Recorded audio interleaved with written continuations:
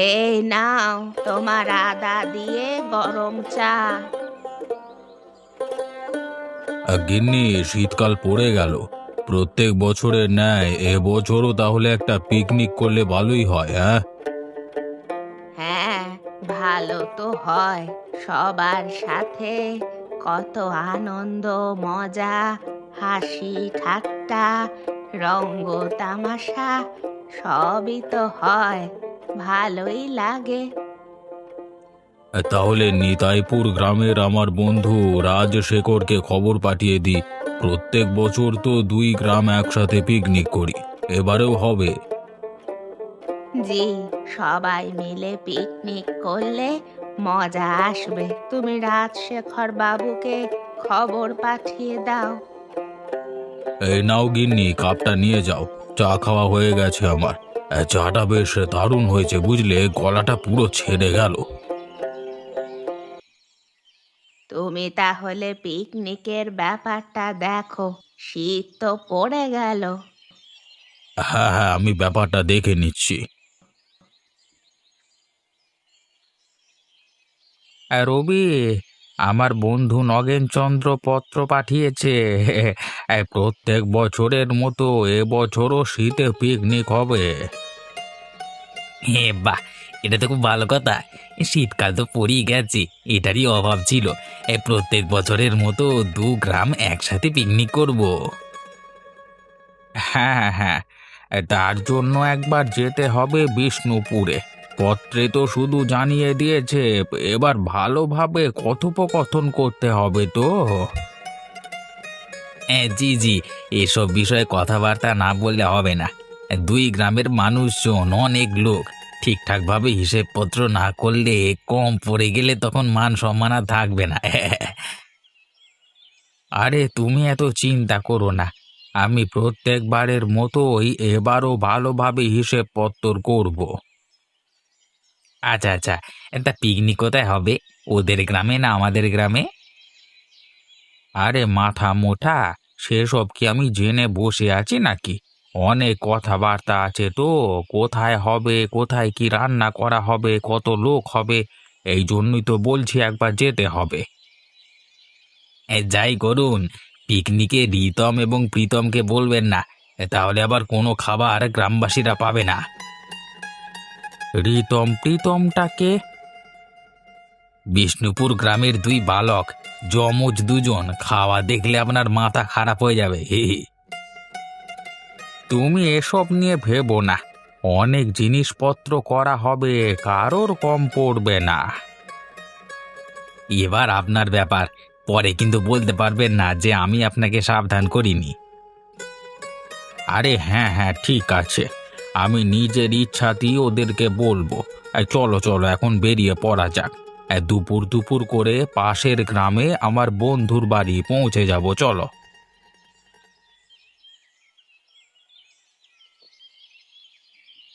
হ্যাঁ মা, বললে হবে না কিন্তু, আজকে লুচিটা বেশ ফুলকা ফুলকা হয়েছে। আরে তুই কি বলিস? শুধু লুচিটা নয়, এই ছোলার ডালটাও বেশ ভালো হয়েছে।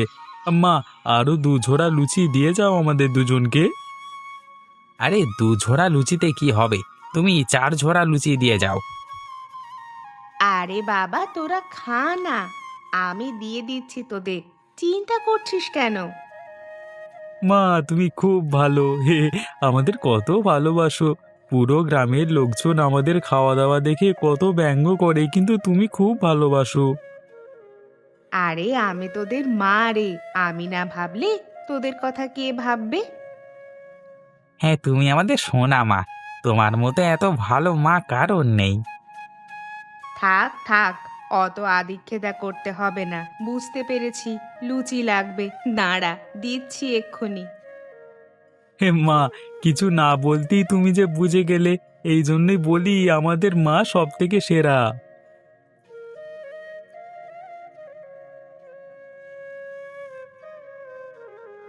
এই নে ধর, চার ঝোড়া লুচি দেওয়া আছে। এগুলো খেলেই তোদের পেট ভরে যাবে।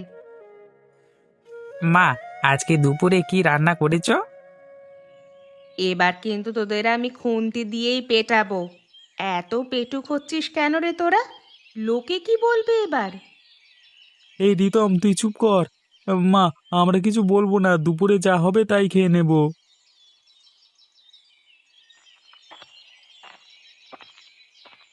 রবি, তোমার জন্য আমাকে আজকে হেঁটে হেঁটে যেতে হচ্ছে। তোমাকে কতবার করে বলেছি আমার ঘোড়াগুলোকে ভালোভাবে দেখাশোনা করবে, কথা বললে একটা কথাও শোনো না।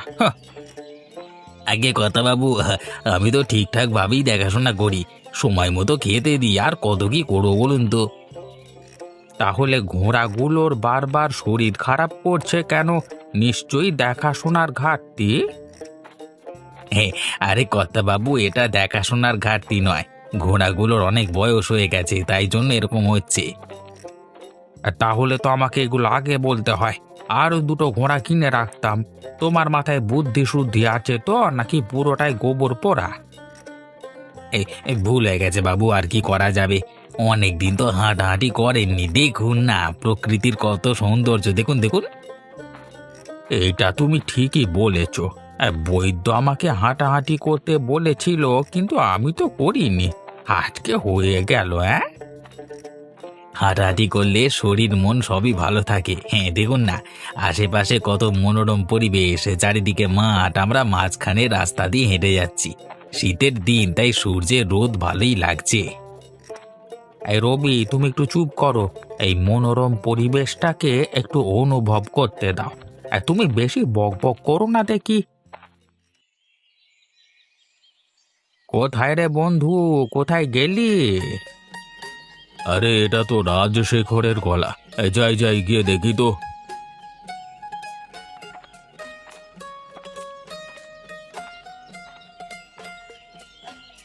কি রে বন্ধু, কেমন আছিস?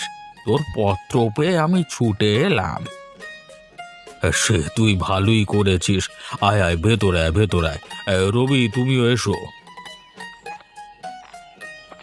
গিন্নি, আমাদের বাড়িতে কারা এসেছে দেখো, আমার বন্ধু রাজশেখর। ও মা, রাজশেখর বাবু যে আমাদের বাড়িতে অনেক দিন পর এলেন। দাঁড়ান, আপনাদের জন্য খাওয়ার ব্যবস্থা করছি। দুপুর তো হয়েই গেল। হ্যাঁ গিন্নিমা, আপনি খাবার প্রস্তুত করুন। বড্ড ক্ষুধা পেয়েছে, এত দূর থেকে হেঁটে হেঁটে আসছি। কেন কেন এতটা হেঁটে কেন? ঘোড়ার গাড়ি কি হলো? আর বলিস না, এসব আমার এই গুণধর সহকারীর কাজ। আমার ঘোড়াগুলোর বয়স হয়ে গেছে, কিনতে হবে অন্য ঘোড়া। এসব বলবার কোনো বালাই নেই। এই যে খাবার প্রস্তুত, এবারে সকলে বসে পড়ো দেখি। বসে পড়, আগে খেয়ে নে, তারপর সে কথাবার্তা হবে এখন। আহা, এ গিন্নিমা, রান্নাগুলো কিন্তু দারুণ হয়েছে। উফ বাবা, কোনো জবাব নেই। এই, তুই চুপ করে খাবি? তোকে নিয়ে আসাটাই ভুল হয়েছে, আমার মান সম্মান একেবারে মিশিয়ে দিবি।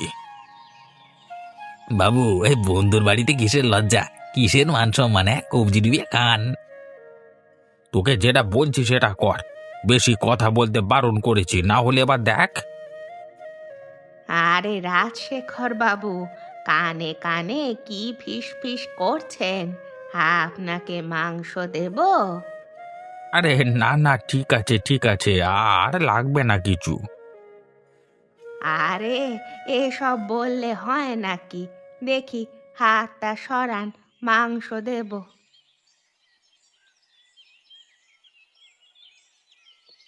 রিতম, প্রীতম, বিকেল হয়ে গেছে, উঠে পড়। আর দেরি করলে হবে না। মা, আর একটু ঘুমাতে দাও না, ভালো লাগছে না উঠতে। এসো, আমি কিচ্ছু শুনবো না। চুপচাপ উঠে পড়ো তাড়াতাড়ি। শুধু খাচ্ছে আর ঘুমাচ্ছে, এরকম করলে শরীর খারাপ করবে। যা, বাইরে গিয়ে খেলে আয় একটু। এই প্রীতম, তাড়াতাড়ি ওঠ না, মা ঠিকই বলেছে, এইভাবে হলে শরীর খারাপ হবে, তখন ভালো মন্দ খেতে পারবো না, ভালো মন্দ না খেয়ে থাকবো কি করে আমরা? ও হ্যাঁ রে, তুই ঠিকই বলেছিস তো, এ খাওয়াই তো আমাদের জীবন, খাবার দেখলেই মজা পাই আমরা। তোদের দুজনকে নিয়ে যে কি হবে? খাবার জন্য তুই খেলতে যাচ্ছিস? তোদের কি খেলতে ভালো লাগে না? আমাদের শুধু খেতে ভালো লাগে, আর কিছু করতে ভালো লাগে না। খাওয়ার জন্যই সব কিছু করি, তাই তো রিতম? হ্যাঁ, আরে আমার ভাই হয়ে তুই ভুল কথা বলতে পারিস? একদম ঠিক কথা বলেছিস তুই। যা তাহলে ফুটবল খেলে আয়। একটু দৌড়াদৌড়ি করতে হবে তোদের। এত খাওয়ার না হলে হজম হবে না, শরীর খারাপ করবে। তুমি যেমন বলবে তেমনই হবে। শুধু রাত্রিবেলায় খাবারটা একটু ভালো করে রান্না করো। তবে রে, দেখবি একবার, শুধু খাই খাই।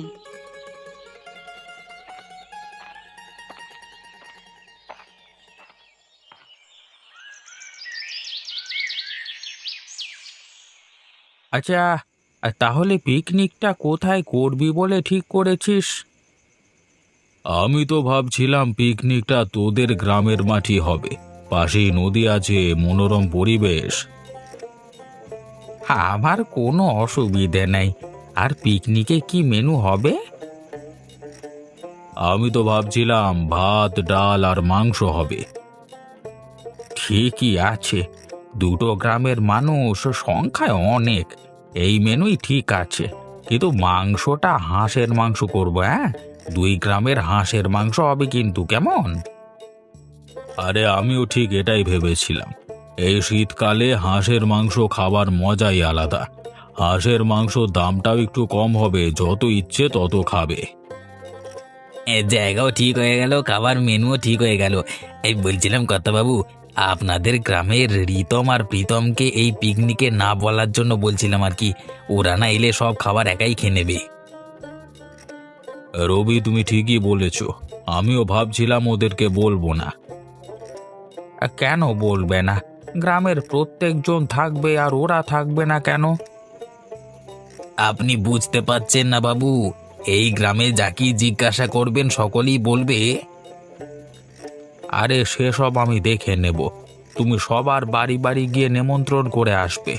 দরকার হলে বেশি বেশি রান্না করা হবে, তবুও সবাই থাকবে এই পিকনিকে। আচ্ছা আচ্ছা রবি, তুমি ছেড়ে দাও। রাজশেখর সব সামলে দেবে।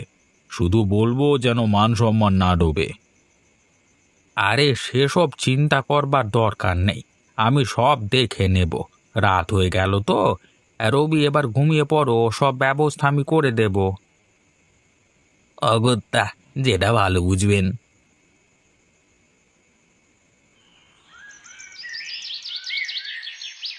আরে দিদি, বাসন মাজছো নাকি? সব ঠিকঠাক চলছে তো?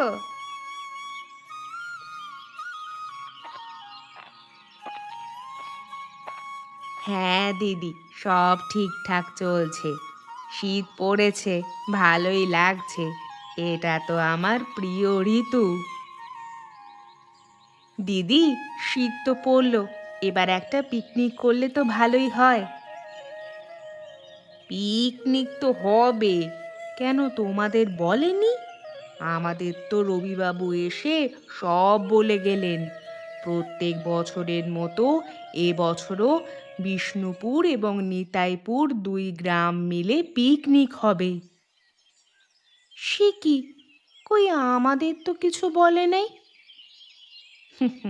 তোমার ছেলে রিতম এবং প্রীতম যা খায়, সব খাবার ওরাই যদি খেয়ে নেয়, তাই মনে হয় তোমাদের বলেনি। এটা তো অন্যায়। সারা গ্রাম থাকবে, কিন্তু আমার ছেলে দুটো থাকবে না। আমি গিয়ে নগেনচন্দ্রবাবুকে বলবো আমার ছেলেরা বেশি খাবে না, আমি ওদের পেট ভরে খাইয়ে পাঠাবো।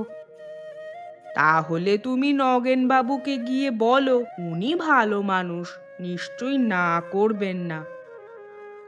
আচ্ছা, সেটাই করব এখন। আমি এখন আসি গো, তুমি তোমার কাজ করে নাও দিদি।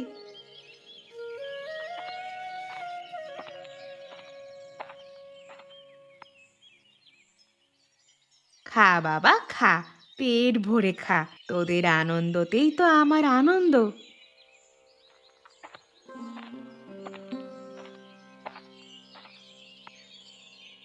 এই যে রিতম আর প্রীতম, গ্রামের পিকনিকে তোমাদের নিমন্ত্রণ রইল।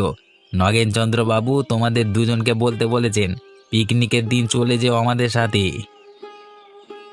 বাহ, পিকনিক!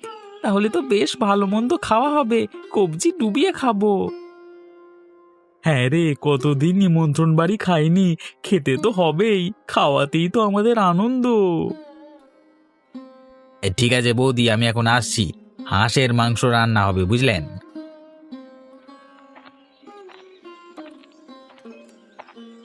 হ্যাঁ, অনেকদিন পরে এরকম একটা নিমন্ত্রণ পেয়েছি। 5-7 কেজি মাংস আমি একাই খেয়ে নেব। তুই শুধু একা খাবি কেন? আমিও খাবো। না না, ওটা হচ্ছে না। তোরা যাবি, গিয়ে ডাল ভাত খেয়ে আনন্দ করে চলে আসবি। সে কি কথা, আমাদের নিমন্ত্রণ করে গেল আর আমরা খাবো না? তাহলে আমরা আনন্দ করব কিভাবে? খাওয়াতেই তো আমাদের আনন্দ। যেটা বলা হয়েছে সেটাই করবি, না হলে কিন্তু যেতে দেব না। আমি বাড়িতে তোদের হাঁসের মাংস করে দেব, পেট ভরে খেয়ে যাবি। কিন্তু ওখানে গিয়ে শুধুমাত্র ভাত আর ডাল খেয়ে চলে আসবি। আচ্ছা, তাই হবে মা, কি আর করা যাবে। আচ্ছা, তুমি যেরকম বলবে। রাজশেখর বাবু, সবাইকে নিমন্ত্রণ করা হয়ে গেছে। এবার তাহলে আমাদের আর কোনো কাজ নেই তো? ওই রিতম আর প্রীতম, ওই যমজ ভাই দুজনকে বলেছো তো? হ্যাঁ হ্যাঁ, সবাইকে বলে এসেছি, আপনি কোনো চিন্তা করবেন না। হ্যাঁ, এবার আমাদের আয়োজন দেখবে নগেন, সবাইকে তাক লাগিয়ে দেব। ওরা দুজনে কত খেতে পারে আমিও দেখব। তাও বলছি, ওদের বেশি ঘাট খাবেন না, সব খাবার খেয়ে নেবে ওরা। আরে তুমি চুপ করো, আমি সব দেখে নেব। তুমি ভালো একটা রাঁধুনি বামুনকে বলে রেখো, রান্নায় যেন কোনো খামতি না থাকে। আরে সেসব আপনি কেন ভাবছেন, আমি সব ব্যবস্থা করে ফেলেছি, আমি কাজের ছেলে, বুঝলেন? আরে রাজশেখর ভারী কাজের ছেলে, এরকম আমারও একটা সহকারী দেখে দিও তো। হ্যাঁ, কাজের ছেলে, মাথায় বুদ্ধি শুদ্ধি কিচ্ছু নেই ওর, মাথায় গোবর পোড়া আছে। আরে ওরকম ভাবে বলো না, ছেলেটার মন খারাপ লাগবে। এত কাজ করে দিচ্ছে আমাদের। রবি, তুমি আজকে কি খেতে চাও বলো, সেটাই রান্না হবে। বাবু, একটু খাসির মাংস হলে ভালোই হতো। এই দেখ, এই তোর জিভ তোকে একদিন শেষ করবে। আরে ওভাবে বলিস না। ঠিক আছে, আজকে খাসির মাংস রান্না হবে, ছেলেটা খেতে ভালোবাসে।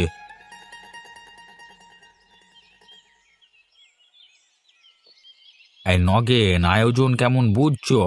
আর দেখো কত মাংস একসাথে রান্না করা হচ্ছে। সেটাই তো দেখছি, এত মাংস রান্না আমি আগে কখনো দেখিনি।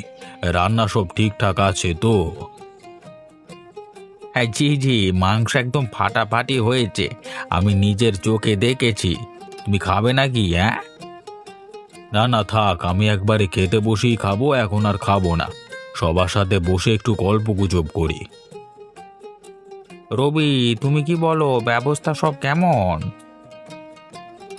কথা বাবু, সব ঠিকই আছে, কিন্তু আমি এখনো সঠিকভাবে চিন্তামুক্ত হতে পারছি না। ওই রিতম আর প্রীতমের যা পেট, তাতে সব শেষ না করে দিলে হয়। আমি এত হাঁসের মাংসের আয়োজন করেছি, তাতেও তোমার খামতি লাগছে? ওই দুটো বাচ্চা ছেলে কত আর খাবে? বাবু, আপনি জানেন না ওদের, ওরা একজন কত করে খায়, হ্যাঁ, আপনার কোনো ধারণাই নেই। তুমি বলো কি, আমার ধারণা নেই?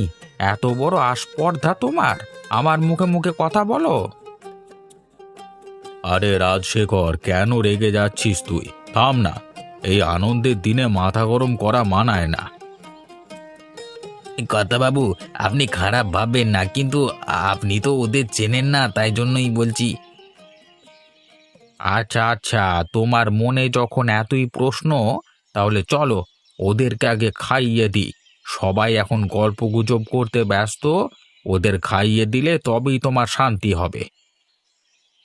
নগেন বাবু, আপনি কিছু বলুন না, না না হলে যে বাকিরা খেতে পাবে না। নগেন কিচ্ছু বলবে না, তোমরা সবাই আমার সাথে চলো। ওরা কত হাঁসের মাংস খেতে পারে আমিও দেখব। 2 গ্রামের জন্যই তো হাঁস রান্না করা হচ্ছে, আবার কি আছে। হ্যাঁ রিতম প্রীতম, ভালো করে খেও। হ্যাঁ, এত সব আয়োজন তোমাদের জন্যই। একদম লজ্জা করে খাবে না, যা যা লাগবে চেয়ে নেবে, আমাদের একদম আপন ভাববে। না না, আমাদের আর কিছু লাগবে না। এই ভাত আর এই ডাল এতেই খাওয়া হয়ে যাবে। আর কিছুই নেব না আমরা। কি গরবি, কি হলো তোমার এই রিতম আর প্রীতমের? শুধু ভাত আর ডাল নিয়েই তো তখন থেকে বসে আছে। কত কি বললে তুমি! আমার আয়োজনের কাছে সবাই মাথা নত করে। হ্যাঁ, ওর মা মনে হয় কিছু খাইয়ে পাঠিয়েছে, তাই কিছু খাচ্ছে না, না হলে সব খাবার ফু দিয়ে উড়িয়ে দেবে। হ্যাঁ। আরে রিতম প্রীতম, তোমরা ভালোভাবে খাচ্ছ না কেন? শুধু ভাত আর ডাল নিয়ে বসে আছো কেন? আর রাঁধুনি, ওদের হাঁসের মাংস দাও। না না কাকু, হাঁসের মাংস আমি খাবো না। মা বারণ করেছে, মাংস খেলে মা খুব বকবে। আরে তোমাদের মা তোমাদেরকে কিছুই বলবে না, আমি তোমাদের মায়ের সাথে কথা বলে নেব। তোমাদের জন্য বেশি করে হাঁস কাটতে হয়েছে, তোমরা না খেলে কে খাবে? কি বলিস রিতম, তাহলে খাওয়া যাক। কাকু, তোমরা একদম চিন্তা করো না, খাবার নষ্ট হবে না। খাবার নষ্ট করা মহা পাপ, আমার মা বলে। এই রে, এবার কি হবে? সব মাংস যদি এরাই খেয়ে নেয় তাহলে বাকিরা কি খাবে? এ তো মহা বিপদে পড়লাম।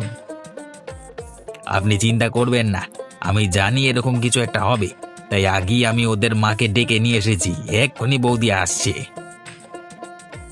রাধুনি কাকু, তুমি থেমো না, দিয়ে যাও দিয়ে যাও।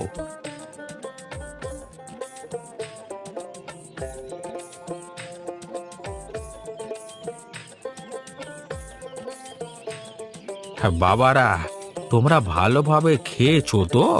পেট ভরে গেছে তো? মা আমাদের নিয়ে চলে যাচ্ছে। মা বলল আমাদের পেটে আর জায়গা নেই, কিন্তু আমার মনে হচ্ছে এখনো খেতে পারবো। মা বলেছে তাই যেতেই হবে। তোমরা এখনো খেতে পারতে, এখনো পেট ভরেনি? কর্তা বাবু, আমি আপনাকে কি বলেছিলাম কথাটা মিলে গেল তো? আমি না থাকলে কেউই আর খেতে পেত না। সেটাই তো দেখছি, একটা মানুষ এত কিভাবে খেতে পারে, তাও আবার বাচ্চা ছেলে, ওরে বাবা।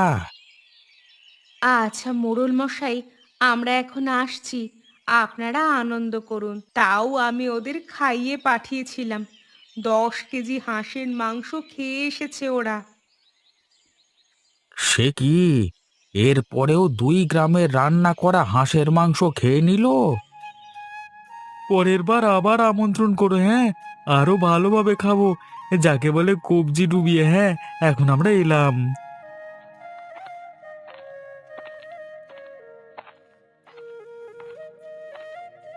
এসব আমি কি দেখলাম? পিকনিকের নাম আর জীবনে করব না আমি। আজকে আমি হাড়ে হাড়ে টের পেয়ে গেছি। রবি, রবি চলো, যদি কিছু বেঁচে থাকে তাহলে আমরা খাই গিয়ে, চলো। হ্যাঁ বাবু চলুন, মাঝে মাঝে ছোটদের কথাও শুনতে হয়। উফ, সেটা ভালোভাবেই বুঝতে পেরে গেছি আমি, এখন বকো না দেখি।